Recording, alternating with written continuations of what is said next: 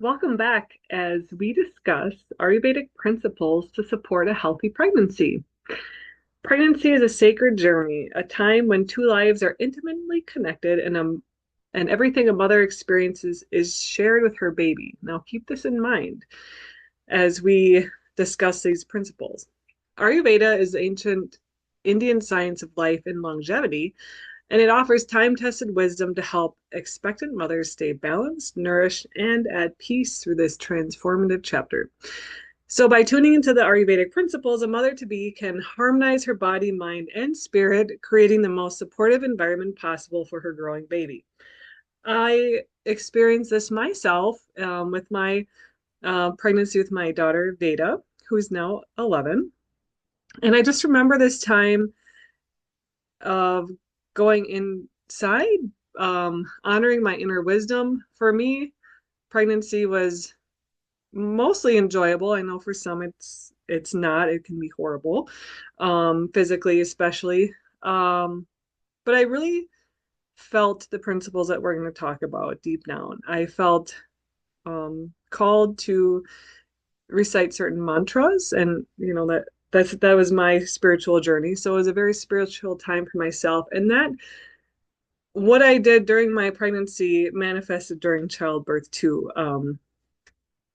Veda was born during the time I had the same mantra playing in the background in the birthing room. So that was pretty incredible to see that connection, and it really shows that what the mother experiences is shared with the baby. So I'm going to give you a couple tips for pregnancy. Number one is to honor the doshas, especially Vata. In Ayurveda, we know our bodies are governed by the three energies or doshas: Vata, which is air and space; Pitta, which is fire and water; and Kapha, which is earth and water. Pregnancy naturally increases Vata due to the expansive, mobile energy of new life developing, which also has some Kapha principles too. But why it matters, too much Vata can cause anxiety, dryness, insomnia, digestive issues, you name it. So we want to balance it with warm and grounding food like cooked grains, root vegetables, ghee, warm milk with a little saffron if you want to get fancy. Regular routines are important, including rest, gentle movement, and consistent meal times. Next is self oil massage.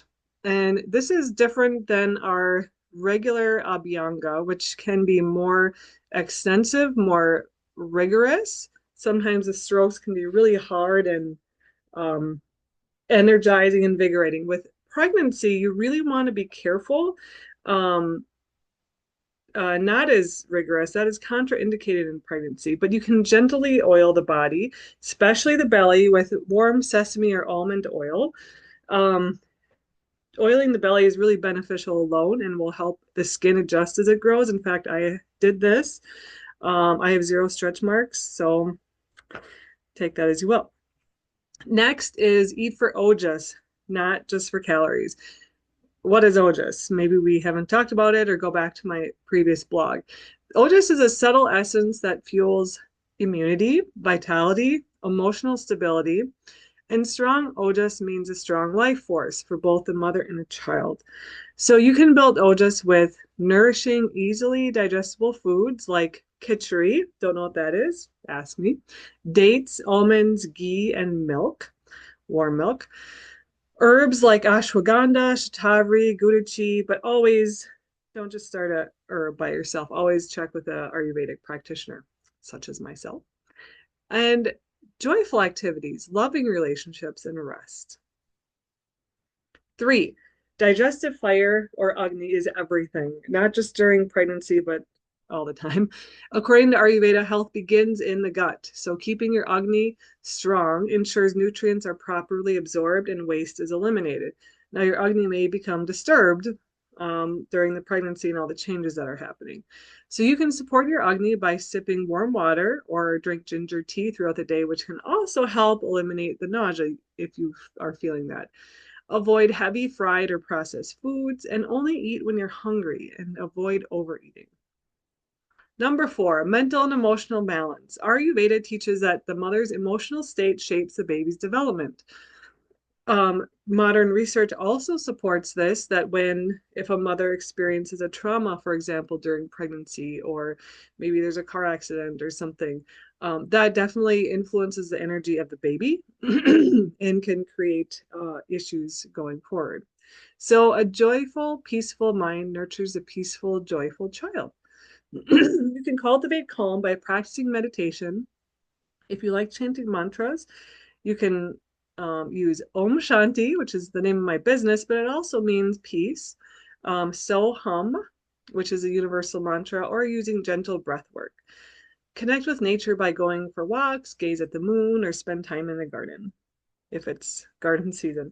And limit stressors, intense media, emotional conflict, and kind of clear off your calendar a little bit. Make space. Number five, emotional cleansing, monthly rituals, etc. Ancient Ayurvedic texts describe monthly developmental milestones of the fetus. It suggests specific foods, rituals, and practices to support each stage. And while that's a little too much to go into in this short video, um, and modern practice simplifies this, the essence remains to be mindful and present through each phase. So surround yourself with beauty. Play soft music, have fragrant flowers, uplifting stories.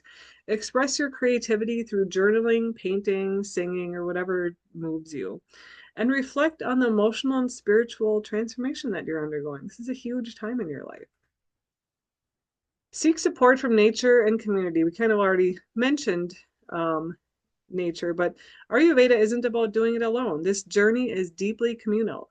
Reach out to midwives, doulas, Ayurvedic practitioners, other women, other mothers. Create your community now. Let yourself be held in the sacred web of support, because sometimes you can feel very alone. So finally, Ayurveda does not view pregnancy as a medical event. It's a spiritual rite of passage. And by embracing its principles with intention and gentleness, you not only support your baby's physical development, but also nourish their future emotional and spiritual well-being. So may your pregnancy be filled with grace, strength, and deep connection. And next up, we'll watch or cover the postpartum period. Thanks for watching.